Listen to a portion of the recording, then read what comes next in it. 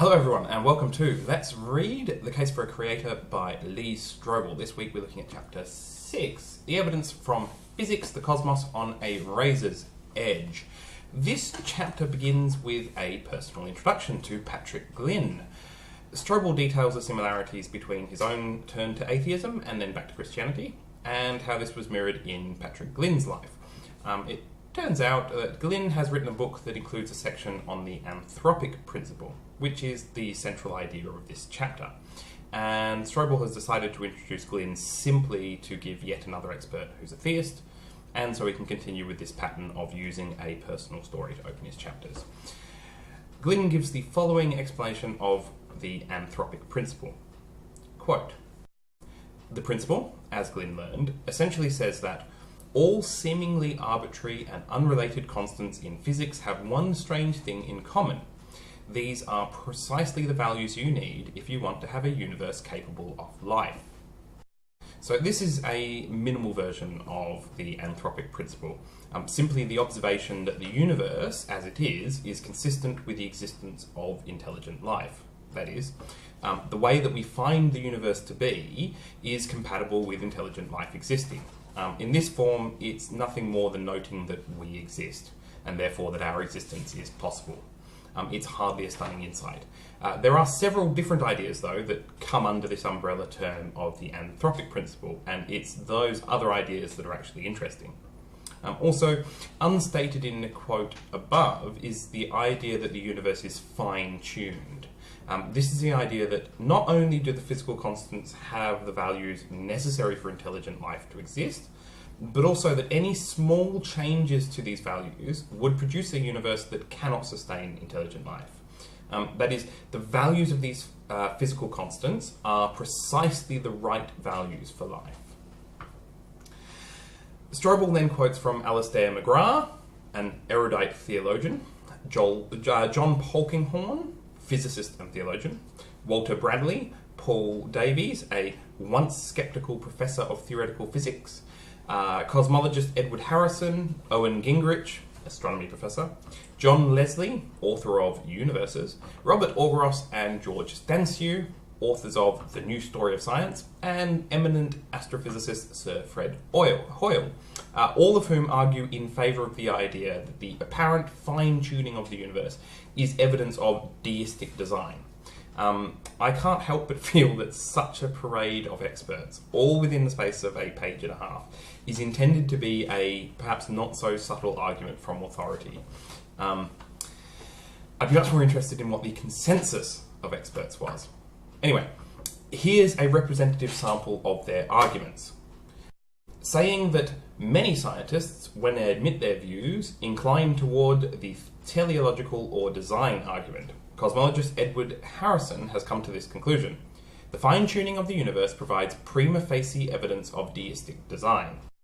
Now, I actually agree with Harrison here, but I wonder if he's actually been quoted out of context. So we know that many scientists are religious, and especially in fields like cosmology, the design argument is likely to be quite popular. So to say that when asked for their personal views, many scientists would lean on the design argument doesn't strike me as particularly unsurprising. There's no scientific reason to accept the teleological argument, but that's not actually what's being said in that quote. Secondly, I agree that the apparent fine-tuning of the laws of physics does invite explanation. That's essentially what prima facie evidence means. And that a natural attempt, maybe not a natural attempt, but naturally what people would tend to reach for instinctively, perhaps, is an explanation that would be deistic design. That seems to be something that psychologically people would be tempted to use.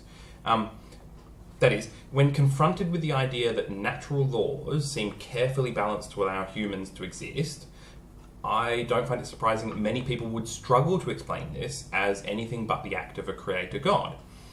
However, humans are prone to appealing to fictitious agency, and it's not a good reason to believe that some all-powerful creator actually exists. So, Strobel then goes on to make explicit the theistic argument from fine-tuning, quoting particularly from two others. Robert Augeris and George Stanciu sum up the inferences of the amazing confluence of coincidences that make life possible in the cosmos.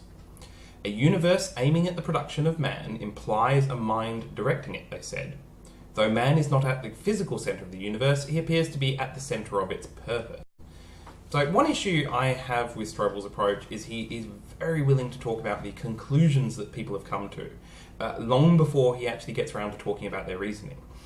Here we've had about 4 pages in this chapter, and already Strobel is discussing how fine-tuning affirms a creator without actually discussing whether the universe is actually fine-tuned, or precisely how it's supposed to show that there's a creator. This seems to me to actually be a fairly common apologist's technique, where they spend a lot of time telling you about what conclusion they'll come to eventually, and then a lot of time talking about the conclusion once they've actually got there, but they tend to kind of skip over the bits in the middle where they're actually supposed to lay out their argument. So I'm not actually going to lay out the case against fine-tuning here, because I'm waiting expectantly to see what his arguments actually are. So interview number 4, Robin Collins, PhD. In the next section, Strobel introduces the expert that he's going to interview in this chapter, Robin Collins.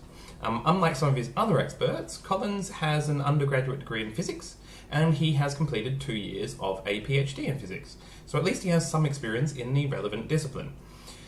Somewhat worrying is that he's described as having been a Christian since high school. He left his PhD in physics to pursue a PhD in philosophy under Alvin Plantinga. And he spent the last decade at Messiah College, which is a very strict Christian university. And so although he has an undergraduate and some PhD level experience in physics, he doesn't actually have any experience working in physics. Still, that's more qualifications than William Lane Craig had to talk about cosmology, so, at least it's a step up from there. Anyway, Strobel does his usual thing of listing all of Collins's publication history, his entire professional career, and he ends up with a nice description of his physical appearance before he actually gets into the interview as it is. So, we begin the interview with an explanation of the concept of fine-tuning. Unfortunately, one of the first things that Collins says in this interview is a false dichotomy, and he actually goes on to repeat it several paragraphs later, saying, "Over the past 30 years or so, scientists have discovered that just about everything about the basic structure of the universe is balanced on a razor's edge for life to exist. The coincidences are far too fantastic to attribute this to mere chance or to claim that it needs no explanation. The dials are set too precisely to have been a random accident." The problem here is that random accident or intelligent as a creator aren't the only possibilities. Collins is ignoring the possibility of non-random natural explanations, which is precisely the alternative that scientists are pursuing. Consider a snowflake. You could use precisely the same argument that Collins is using in regards to snowflakes. The complexity of a snowflake is far too fantastic to attribute this to mere chance, or to claim that it needs no explanation. However, we're not justified in attributing snowflake creation to an intelligent designer. There are known naturalistic processes that can produce complexity. So the real question is whether such processes can account for the apparent fine-tuning of the universe. Now, I say apparent fine-tuning because it has not been established that the universe actually is fine-tuned. Collins sets out to do this using the example of the strength of gravity. So he explains that gravity is the weakest of the 4 physical forces. The strong nuclear force is the strongest. And the strong force is approximately 10 to the power of 40, so that's 1 with 40 zeros after it, stronger than gravity. I mean, it's a mind-bogglingly large proportion stronger than gravity is. So then he considers what would happen if this ratio, the ratio of the strength of the strong force to the strength of gravity, was adjusted by a factor of 1 billion, which, although sounding like a lot, he says is only sort of 1 part in 10 to the 30, or 1 with 30 zeros after it. So he concludes that such an adjustment would prohibit life, saying, "Animals anywhere near the size of human beings would be crushed. In fact, a planet with a gravitational pull of 1,000 times that of the Earth would have a diameter of only 40 feet, which wouldn't be enough to sustain an ecosystem. Besides which, stars with lifetimes of more than 1 billion years compared to 10 billion years for our Sun, couldn't exist if you increase gravity by just 3,000 times. Okay, there's a couple of big problems with this. Firstly, he is arguing that life, as we know it, couldn't exist if the strength of gravity was different. Now, while this might be true, this is hardly an argument that all life, couldn't exist. This is actually a central equivocation for many arguments from fine-tuning.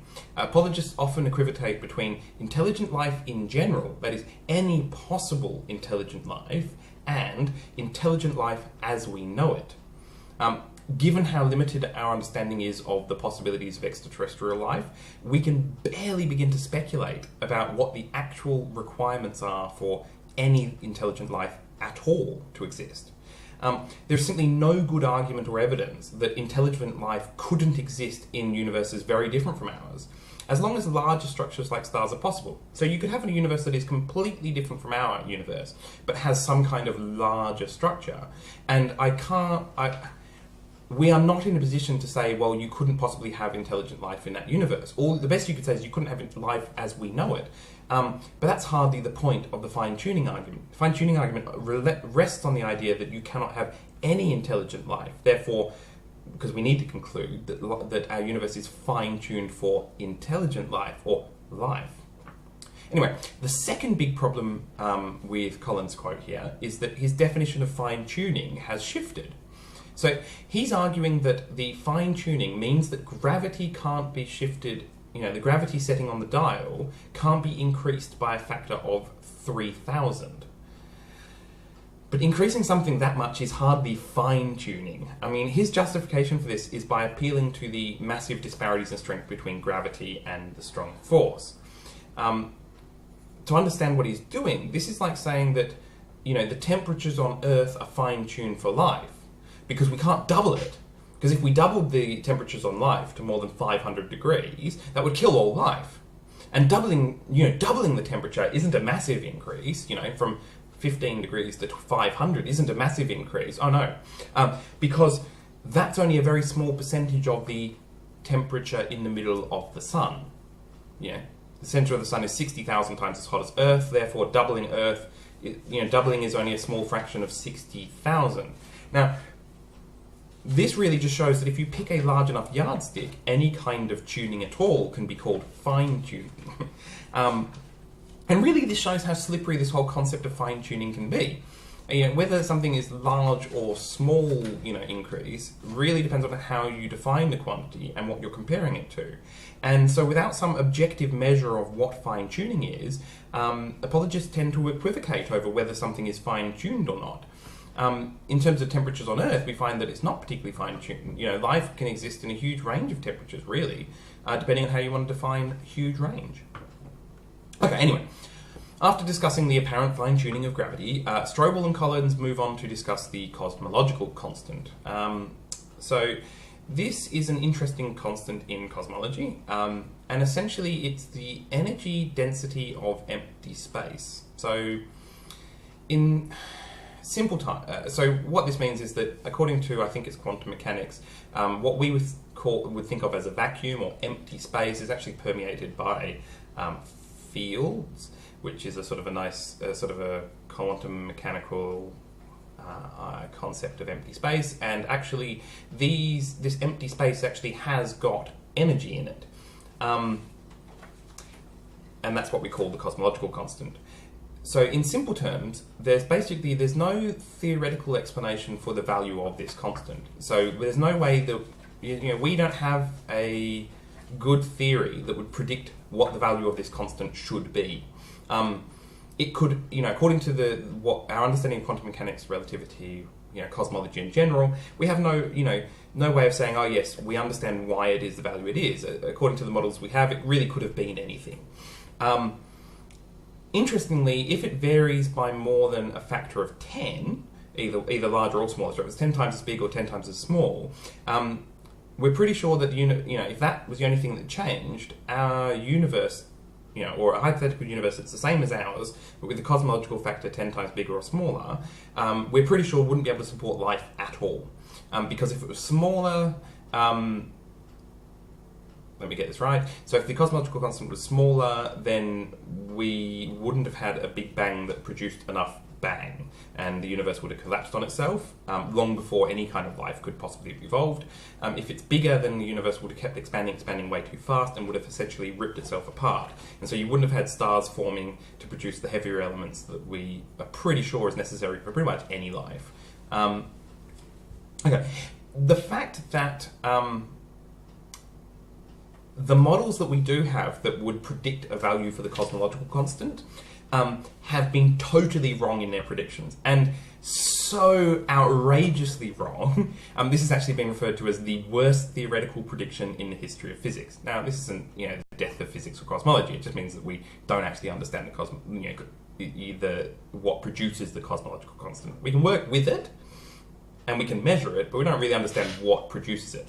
Anyway, Collins wants to claim that the cosmological constant is fine-tuned to an enormous degree, and he says, the fine-tuning has conservatively been estimated to be at least 1 part in 100 million billion billion billion billion billion. That would be 10 followed by 53 zeros. That's inconceivably precise. And now the problem with this is it's just not true. To talk about fine-tuning, we really need to consider percentage variations in these constants, not absolute variations. So, the absolute variation in it, so this is like comparing the temperature on Earth to the, and saying variations on the temperature on Earth need to be compared to against the temperature in the centre of the Sun.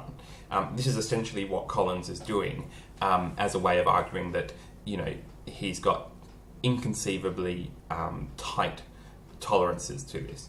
So absolute variances in any constant depends on the system of units that are used. And even if we use the Planck units, which is a way of avoiding some of the arbitrariness of systems of units, it still depends on which constants we choose to normalize within our equations. So what Collins is saying here basically is similar to the gravity example. He's choosing an arbitrary yardstick to compare the cosmological constant to, just as he chose to compare the strength of gravity to the strength of the strong force.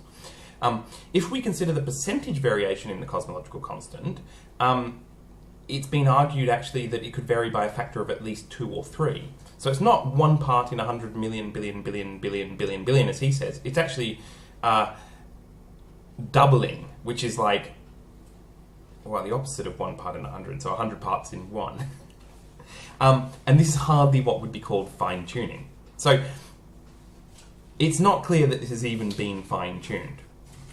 So Collins then summarizes the argument from fine-tuning thus far, saying, in my opinion, if the cosmological constant were the only example of fine-tuning, and if there were no natural explanation for it, then this would be sufficient by itself to strongly establish design. I kind of agree with Collins here, but only because he's dishonestly included the caveat that there need be no natural explanation.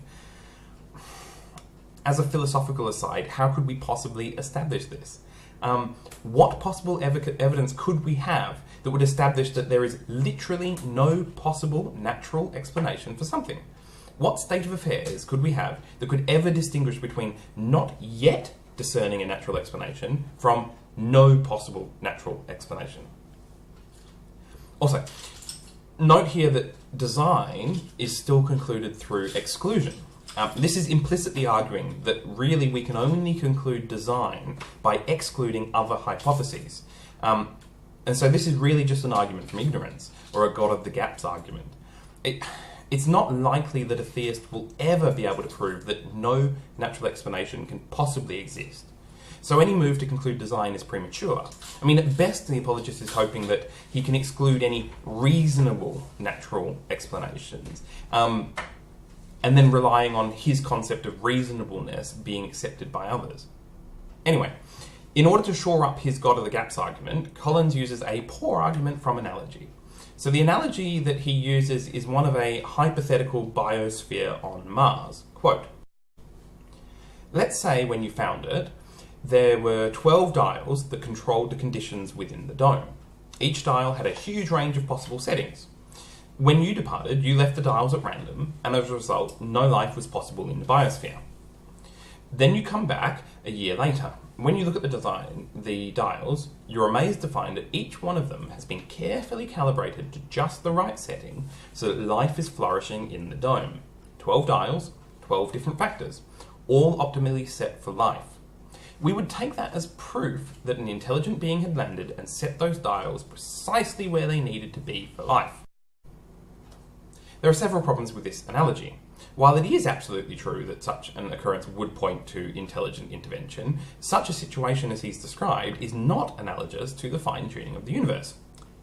Number one, it is yet to be established that the fundamental constants of the laws of physics do have a huge range of possible settings.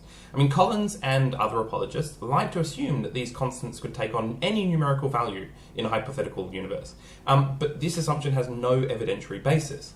I mean, even if a constant could have been different, so even if the value of gravity compared to the strong nuclear force could have been different, which we haven't established, we're currently just speculating about how much it could have varied. I mean, of course, anyone arguing for fine-tuning wants the range to be as broad as possible, but there's no solid argument as to why this must be. Number two, the degree of fineness to which a value is to tune, that is, the precision of the fine-tuning, depends a lot on one's yardstick and the range permissible. I mean, if only a small range is possible, if the range of gravity we find could only have been within a very small thing, then the amount of tuning is actually tiny. It's not fine-tuning, it's really coarse tuning. If you use a large comparison for the value, then any tuning seems much more fine. And that's just an arbitrary choice. Thirdly, the fundamental constants need not be independent values. So he talks about 12 dials as if there are 12 separate dials. But it turns out that some of the values that we've historically thought of as being independent constants have actually subsequently been found to actually just be a direct consequence of other more basic constants. And it's possible, it's been argued, that there are actually only 6 constants in the standard model, and that all other values are actually determined entirely by those 6, so there's really only 6 dials. So where he wants to make it out like this, the improbability of it is based on the fact there's so many constants that have been fine-tuned. Actually, there may only be 6. 4. It's quite possible that while small changes in 1 or 2 values may well result in universes where life can't exist, it's also possible that changing more than one value simultaneously. So if you just twiddle one dial, yeah, okay, maybe small changes there prevent the universe from having life. It might actually turn out that if you turn a few dials at once, we may easily produce life-supporting universes, or perhaps even if we do large changes. I mean, it's assumed that there is a sweet spot and any variation from that would kill off all life. But again, that's just an assumption. What if we really turn the dial? So then we might be able to produce hypothetical universes which are entirely different from our current universe, but still capable of supporting intelligent life, just not life as we know it. Number 5 problem with his analogy. Just because the constants are compatible with intelligent life doesn't mean they were intended for it. I mean, in his biosphere example, suppose that, yes, some intelligent life came down and twiddled the knobs on his biosphere. But let's say their purpose was simply to produce an atmosphere that they could breathe. And that this just happened to be conducive to the plant life that was already there. So, given this, unimaginable vastness of the universe that we live in, and there's a tiny speck of that which can support human life, as far as we know, just this one planet, maybe more, maybe not. It's still a tiny fraction of the entire universe. I mean, it's hard to consider that is strong evidence that the entire universe was created with the purpose of allowing us to exist. It might be compatible with our existence without our existence actually being the intention. Problem number 6. The only reason that we conclude the existence of an intelligent designer in the biosphere example is because we have a very good understanding of how dials and biospheres and things like that actually work, and usually work. So this justifies our conclusion that it's highly, when we come back after a year and the dials have been twiddled and it produces life, all of our understanding how these things work justifies our conclusion that this is very improbable that the dials move themselves, or that there was some unknown physics at work there. This understanding is completely lacking in the creation of the universe. When we talk about fine-tuning, we literally have no idea about how the laws of physics came into being. We have speculation, we have some models, but it's such a new field of physics that we aren't even close to the kind of understanding that we would need in order to come to any kind of conclusion about the likelihood of a universe being like ours. I mean, when they talk about fine-tuning, they say, oh, it's improbable that all of these dials would have come out this way. But we have no idea about how likely that actually would. That is just a bald assertion.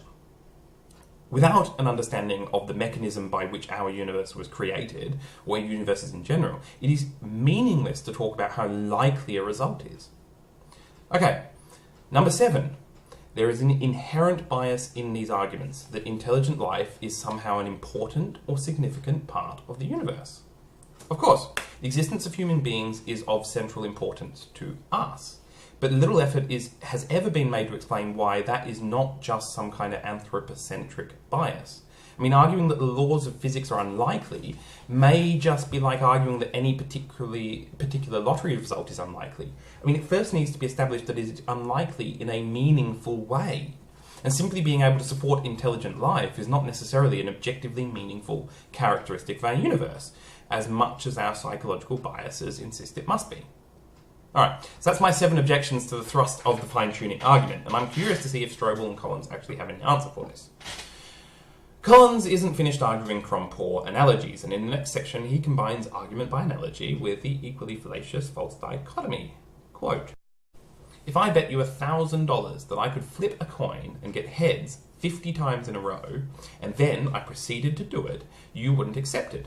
You'd know that the odds against that are so improbable, about 1 chance in a million billion, that it's extraordinarily unlikely to happen. The fact that I was able to do it against such monumental odds would be strong evidence to you that the game has been rigged. And the same is true for the fine-tuning of the universe. Before you'd conclude that the random chance was responsible, you'd conclude that there is strong evidence that the universe was rigged, that is, designed. Again, the core problem here is that coin flipping has well-known probabilities, while universe creation and the setting of values for fundamental constants hasn't even been shown to be something that can occur. We have no evidence that the physical constants even could be different, what range they could take, or the probability distribution over that range, so the analogy falls flat. Additionally, the idea that one should conclude design ahead of random chance is a false dichotomy. As I mentioned earlier, at least one other option that needs to be considered is that the apparent fine-tuning is caused by non-random natural processes. One such natural process is the idea that perhaps the values of the 6 or so fundamental constants aren't ultimately fundamental and are predetermined to be the way they are by some more fundamental theory. So underlying our understanding of the laws of physics, there might be some more fundamental theory. In the same way that when we look at chemistry, there is a more fundamental nuclear physics that explains chemistry. There might be, and then under our sort of atomic models, there are subatomic particles, and underneath there are even finer understandings. It could be that there is some even more fundamental theory that, if we understand that, shows that these constants as we think of them aren't really values that can be twiddled, but actually just natural consequences of a law that is fixed, and therefore they couldn't have come out any other way. I mean, since particularly we have no theory at the moment that unites quantum mechanics, which we know is true in certain circumstances, and general relativity, which we know is true in other circumstances. And so we have no theory that unites the two of them. And some cosmologists, theoretical physicists, whatever, think that if we do manage to somehow unify them and come up with a theory that combines the two of them, such a theory might actually establish the 6 or so fundamental constants of the universe as fixed and unable to be otherwise. This is highly speculative at this point, but if you're going to do an argument by exclusion, i.e. these are all false, therefore whatever's left over must be true, you actually have to eliminate those things. And the fact that they're speculative means that we just can't decide one way or the other. Collins goes on to consider this argument and rejects it, saying, "It would show that the designer was even more ingenious than we first thought. As difficult as it would be to fine-tune the universe by adjusting all the individual dials, it would be even more difficult to create an underlying law of nature that then forced all the dials into those specific positions. All that would do would be to make me even more in awe of the creator." Collins earlier argued that part of the improbability of the apparent fine-tuning is that several independent parameters must all coincide, and that the more constants that must be fine-tuned, the better evidence it is for design. Here he's arguing that if it turns out that they were not tunable at all, and are determined by some more fundamental law of physics, that too is better evidence for design. Either way, Collins wants to claim this as evidence for design. And this is a good explanation, or rather a good demonstration, of why intelligent design has no explanatory power. I mean, if either of two mutually exclusive outcomes are good evidence for your theory, then what possible evidence could you have against it? It's not falsifiable. Collins has also misunderstood what such a theory would actually do to the argument from fine-tuning. I mean, if such a theory did explain all of the values of the physical constants, I mean, it would establish that no fine-tuning had actually occurred, destroying the entire argument. I mean, to then claim that whatever the underlying physics, he would just interpret it as God's doing, this is to openly admit that he is subscribing to a God of the gaps. Anyway, there are other objections to the argument from fine-tuning, and one of which is what Strobel calls the many universes hypothesis, which seems to be what others simply call the multiverse. This is the idea that our universe is one of many, and that in the countless other universes, the values of the physical constants are all slightly different. And if that's the case, if there are countless other universes where all the values take on slightly different settings on the dials, then it's not surprising that in some particular universe, the values are going to be exactly right for intelligent life forms. As Strobel quotes, "There could have been millions and millions of different universes, each created with different dial settings of the fundamental ratios and constants. So many, in fact, that the right set was bound to turn up by sheer chance. We just happened to be the lucky ones." Now, what this quote misses is something known as the weak anthropic principle. The weak anthropic principle is an adjunct to the Copernican principle, which states that we should expect to not occupy a privileged position within the universe. That is, when we examine the universe around us, we should expect to find ourselves in, for want of a better term, an ordinary position in the universe, not some particular special place. And if we don't find ourselves to be in a sort of relatively ordinary position within the universe, that would actually need to be explained. So the weak anthropic principle states, as an adjunct to that, that since we exist, human intelligent life, we really only need to consider positions within our universe, in time and space, that are conducive to the existence of intelligent life. For example, the vast majority of the universe is simply empty space. And so the Copernican principle would say that we need to account for the fact that we are in a very unlikely place, that we find ourselves living on a planet, rather than in empty space. The weak anthropic principle says, well, actually that's hardly surprising, since as far as we can tell, planets like ours are some of the very few places in the universe where life can exist. So actually, when applying the Copernican principle, we need to restrict ourselves to those places within the universe that could support life, and of those places, we would expect to find ourselves in a relatively ordinary one of those, which we do.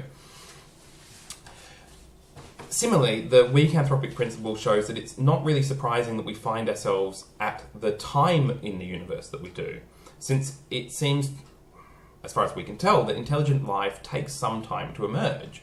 And so it would be far more surprising if, say, we looked around and found that the universe was only 1 billion years old. That would be surprising because, as far as we can tell, it takes a long time for intelligent life to evolve. So, what's all this got to do with the multiverse? Well, if there are countless universes, each with slightly different physical constants, right, then the weak anthropic principle says that we shouldn't be surprised that we find ourselves in one that supports our existence. I mean, this means that, contrary to that quote that Strobel used, if the multiverse exists, then we don't find ourselves in a life-supporting universe by luck. That's actually exactly what we would suppose, because we couldn't exist in a universe that couldn't support us. Anyway, Strobel takes issue with this. He wants to show that the multiverse concept is unfounded, and he does this by quoting from a number of experts, one of which is William Lane Craig. And this is what he has to say about the multiverse. "It's purely a concept, an idea without scientific proof. There's no real reason to believe such parallel worlds exist. The very fact that skeptics have to come up with such an outlandish theory is because the fine-tuning of the universe points powerfully toward an intelligent designer, and some people will hypothesize anything to avoid reaching that conclusion. The ironic thing here is that not only is this really just an ad hominem fallacy, I mean, he's suggesting that the reason that people have investigated the idea of a multiverse is because they're dogmatically opposed to intelligent design. But the really ironic thing is that it's also a wonderful example of projection. I mean, to call the multiverse theory a concept, an idea without scientific proof, is ironic, precisely because that is what intelligent design is. I mean, to understand why physicists are investigating multiverse models, let's take a little step back. So, our current understanding of the universe seems to have some aspects of our models that are simply brute facts. I mean, we've discovered the laws of the way things operate, but some of the numbers in the models we can't predict from theory. We essentially have no idea why gravity is so weak compared to the strong nuclear force. There's no model that really seems to suggest that. I mean, we can accurately model how it works, but the numbers that we need to put into the equations to make it match reality have no real basis in any of our theories or models. And scientists are not satisfied with this. And nor are they satisfied with some kind of non-answer like, oh, well, God made it that way, or it was an intelligent designer. So what scientists are doing are looking for naturalistic explanations. And since these aspects of physics are so fundamental and so far removed from what we can readily experience and experiment on, we've really only in the last 2 decades began to even contemplate them in any kind of depth. So, we have very little evidence to go on. I mean, therefore, at the moment, these ideas are highly speculative, and they really are skirting on the edges of falsifiability. And there's active debate within the physics community about whether some of these ideas even count as scientific theories, whether they're really just metaphysical. I mean, this is debate that's actually happening. And it's not clear at this point which of these ideas and models will ever even be testable. I mean, some of these may never be testable. But as these ideas are refined, hypotheses will be made, which will then be tested, and models will be ruled in and out. On the other hand, intelligent design, as offered here, makes no predictions. It will never be falsifiable. I mean, it's just a stalking horse for religion. I mean, for Strobel and Collins to criticise the multiverse concept as speculative and not worth considering, it's like a severely soot-charred pot looking at a slightly tarnished kettle and saying, "You're black." Collins wants to refute the cosmological models that produce multiverses. So there are these models of how multiverses multiple universes may come into being. And so to try and refute this, he uses an analogy of a bread-making machine. Quote, "A universe is far more complex than a loaf of bread. My point is that if a bread machine requires certain specific parameters to be set in order to create bread, then there has to be a highly designed mechanism or process to produce functional universes. In other words, regardless of which multiple universe theory you use, in every case, you'd need a many universes generator, and it would require the right structure, the right mechanism, and the right ingredients to churn out new universes." The irony here is that Collins has almost stumbled his way into a disproof of intelligent design. I mean, he is right that a process that reliably produces functional universes must itself be complex and unlikely. I mean, that is, an intelligent design argument, i.e. you have an intelligent designer who can reliably produce functional universes, really does invite the question, who designed the designer? Because the designer himself must be more complex. But the real problem here is that he actually misunderstands the processes by which a multiverse could create universes. He is wrong to think of a multiverse as only producing functional universes, in the same way the bread-making machine, only makes loaves of bread. So a much better analogy here would be, imagine a machine that just takes bread ingredients and then tries every possible combination of mixing strategies and cooking times. So most of the results of that machine would look nothing like loaves of bread, but just occasionally it would produce decent bread by pure chance. And furthermore, if you think about this, a machine like that actually could be quite a bit simpler than a proper bread-making machine, because the hypothetical one that just churns stuff out at random doesn't need to be finely and delicately set to produce bread. It just produces random stuff and hopes for dumb luck in producing bread. That's how the multiverse would work. I mean, the idea of most of these multiverse theories is that all possible universes, or an infinite number of universes, are produced. So there's no production of just viable, functional universes. All possible settings of the dials are done. And actually that, in some ways, is simpler, because you don't have to make sure you're picking the right settings. You just set any old settings. The vast majority of those universes produced would contain nothing that even slightly resembles our universe. They wouldn't be able to support life. They wouldn't be able to have, stars, galaxies, or anything like that. But, just by chance, occasionally it would create a universe that was just right for intelligent life, just by pure luck. And, by the weak anthropic principle, we shouldn't be surprised to find ourselves in one like that. Strobel and Collins then go on to discuss string theory, which is one candidate theory to unify quantum mechanics and relativity, and in the process possibly establish a multiverse theory. Collins dismisses it with the same argument about the bread maker, and it's still wrong in this section, just as it was in the last. On to the next section. Here, Strobel and Collins seek to argue against the multiverse idea again, this time using an argument from induction. So Collins explains it like this. Everything else being equal, we tend to prefer hypotheses that are natural extrapolations of what we already know. So this is just a vague form of Occam's razor. I mean, the problem is that what we know is no good basis for reasoning about the existence of, or non-existence of, a multiverse. I mean, in my last video about the last chapter, I argued ad nauseum that our intuitions built from our everyday experiences, and they are completely useless as guides to the ultimate nature of reality. The fact that although many physicists have actually argued against the multiverse models, none of them have done so on the basis of intuition.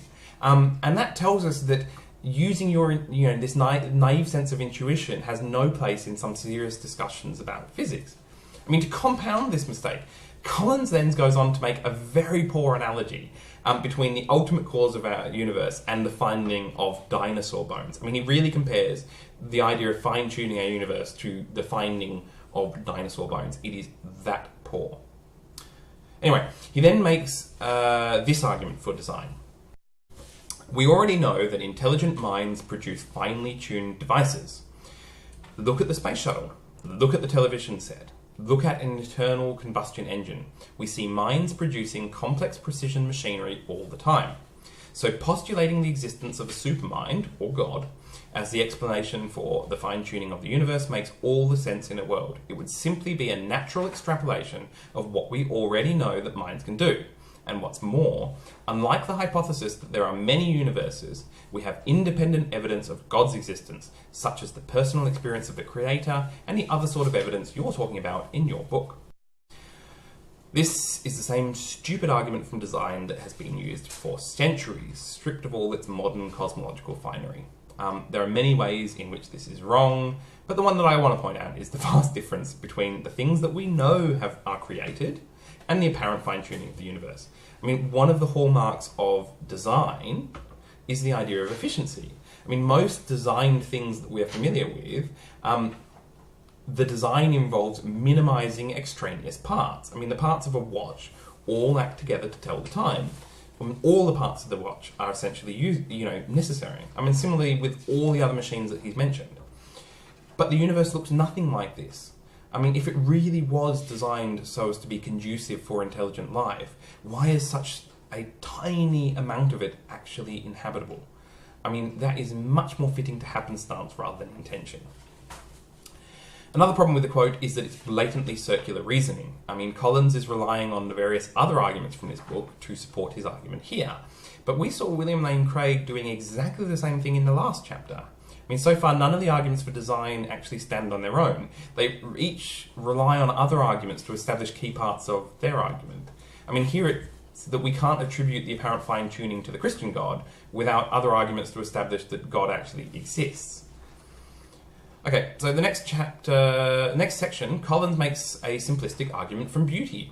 That is, physicists' sense of beauty in mathematical equations is too often a predictor of the truth of these equations, says Collins. The idea here is that true equations in physics are surprisingly often simple and elegant in their formulations, and that this suggests that a physicist's sense of beauty is more than just some subjective feeling. Strobel advances this objection. Maybe the concept of beauty is merely the product of evolution, I said. Perhaps it has survival value, and so our sense of what's beautiful has been shaped by natural selection. That would only apply to things we can see, touch, or hear, things in our everyday world that are necessary for survival. But evolution can't explain the beauty that exists in the underlying world of physical laws and mathematics, he said. The assertion that evolution would only shape an appreciation for purely physical beauty is wrong. And this is conflating two similar but different kinds of beauty. The beauty that mathematicians and physicists encounter is a profound simplicity that can explain complex phenomena. This is not unlike the amazing simplicity of evolution by natural selection that's had such an amazing success in explaining myriad aspects of life. So, the ability to recognize, appreciate, and discover this kind of beauty is actually a hallmark of intelligence. I mean, the ability to explain complex patterns with simple rules is precisely what much of our intelligence tests measure. I mean, this kind of pattern matching and rule devising has a high evolutionary value and is exactly what evolution would favour in humans. I mean, the underlying question that Strobel and Collins should be asking is, why is the universe even comprehensible?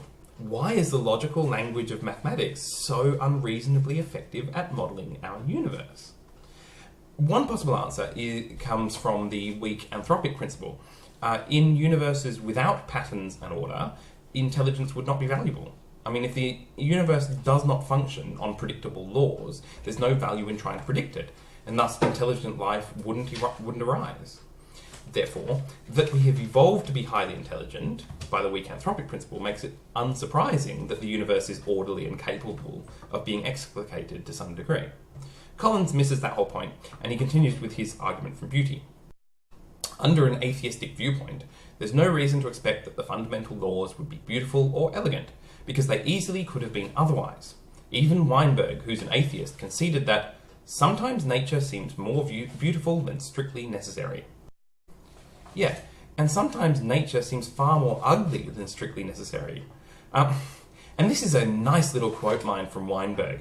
Only 3 sentences later, after that quote that he's using from him, in the book that he's quoting from, Weinberg goes on to say, he notes that, the beauty of birds and trees, and he says, but the god of birds and trees would also have to be the god of birth defects and cancer. I mean, this is the intelligent designer in action. This is his intelligent design.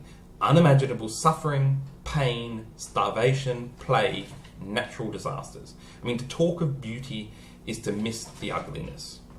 Of course, Collins and Strobel don't actually want to have a discussion about beauty, which is why they really just confine it to 2.5 pages and quickly move on. I'll just note the hollowness of this argument and move on too. In the penultimate section of this chapter, Collins talks about how his faith in Christianity has been strengthened by the evidence from science, saying, God doesn't usually appear supernaturally somewhere and say, here I am. He uses preachers to bring people his message of redemption through Christ, and sometimes he uses natural means. Romans 1:20 tells us that God's eternal power and divine nature can be seen and understood through things that are made, and this is the reason humanity is without excuse. I see physics as uncovering the evidence of God's fingerprint at a deeper and more subtle level than the ancients could have dreamed of. The problem for Collins is that the fine-tuning creator of the universe is not the God of the Bible. He's implicitly accepted that the cosmology of the Bible is wrong. Genesis is incorrect and not to be taken seriously. There is no firmament, there is no deep, there's no Adam and Eve, no literal Garden of Eden.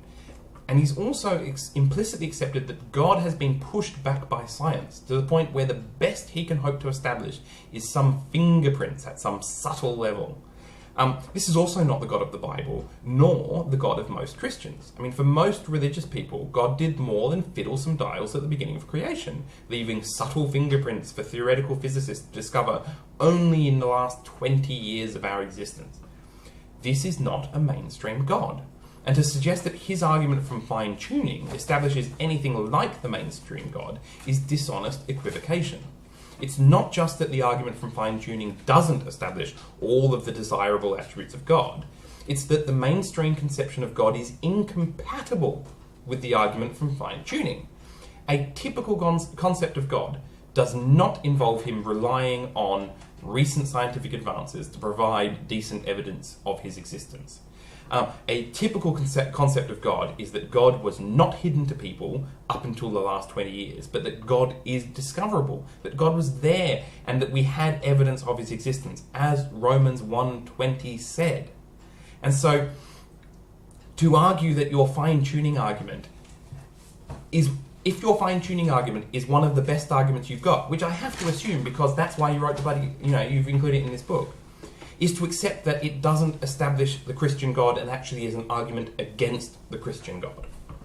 But Collins isn't finished yet, and he's still got to accuse other scientists of having an anti-theistic bias, just like all the other experts have. Collins wants to remove methodological naturalism from science, so that his supernatural explanations can be given fair consideration, as he would put it. He says, "Since physics can only explain one set of laws by invoking a more fundamental set of laws, it can never itself explain the most fundamental laws. Explaining these laws is where one moves from physics to metaphysics. Though invoking God may not be strictly part of science, it is in the spirit of science to follow the evidence and its implications wherever they lead us. We shouldn't shrink back from the God hypothesis if that's what the facts fit." This is the same tired plea for scientists to accept God as some kind of explanation. I've already talked about this before, and I suspect we'll be having this same discussion every chapter of this book. The short version is, God is not an explanation. It's a placeholder for an unexplained thing. I mean, the God hypothesis, depending on how it's formulated, is either unfalsifiable, untrue, or unworthy of being called God. And as Collins has acknowledged, the God explanation will only ever work to explain the most fundamental laws that science has yet discovered. I mean, if those laws are then explained naturalistically, God will simply be redefined to have operated at an even more fundamental and subtle level. I mean, this is just another restatement of the God of the gaps argument. In the final section of this chapter, Strobel reflects on the argument from fine-tuning and, unsurprisingly, finds that it is good.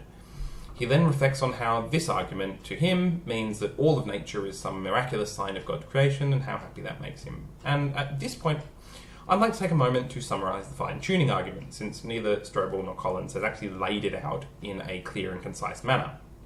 So, as best as I can understand it, the argument from fine-tuning is this. Premise 1. Small changes to physical constants would prevent intelligent life from forming. Premise 2. Sensitivity to small changes means the current values of physical constants are unlikely to have happened by random chance. Premise 3. There are no other naturalistic explanations for the values of physical constants. Conclusion. Therefore, these values were set by an intelligent designer. So in this video, I've pretty much refuted or given objections to each of these premises. So premise 1, that the constants actually are fine-tuned, simply hasn't been demonstrated. The best that has been shown is that we, humans, couldn't be here if the values were different, not that any intelligent life couldn't be. Premise 2, that the values are unlikely to have occurred by random chance, also hasn't been demonstrated. No one has any idea whether the physical constants even could have different values, what the possible range of values they could take are, or what the likelihood of each value actually is. I mean, without establishing any of that, which is basically understanding the process by which universes come to be, the second premise is just idle speculation. Premise 3, that there are no other viable naturalistic explanations, is far from demonstrated. The best that an apologist can claim is that they have reasons to doubt the various naturalistic explanations put forth so far. I disagree with that, but even that is hardly showing that no naturalistic explanations exist, particularly given how young this field of research is. And finally, even all that aside, the conclusion doesn't actually follow from the premises. I mean, it's just another argument from ignorance. We supposedly don't have a better explanation, so God must have died. On a broader note, here we see that the argument of design has been pushed back so far that we now have apologists arguing that for a god that was active 13.8 billion years ago as one of their best arguments for God. Oh, how the mighty have fallen. To see the steady progression of science explaining how the universe works and seeing God being reduced to further and further from everyday experience gives a good indication of just how wrong religions were about the world. Given the track record of supernatural explanations steadily being replaced by natural explanations, it is exceedingly premature to suggest that we should start considering intelligent design. That's it for this chapter and for this video. I hope you've liked it. I know it's a bit long. So far this book we've had 2 bad arguments and 4 filler chapters. Let's hope next chapter's better. I'm not holding my breath. Join me next week for chapter 7, The Evidence of Astronomy, the Privileged Planet. See you later.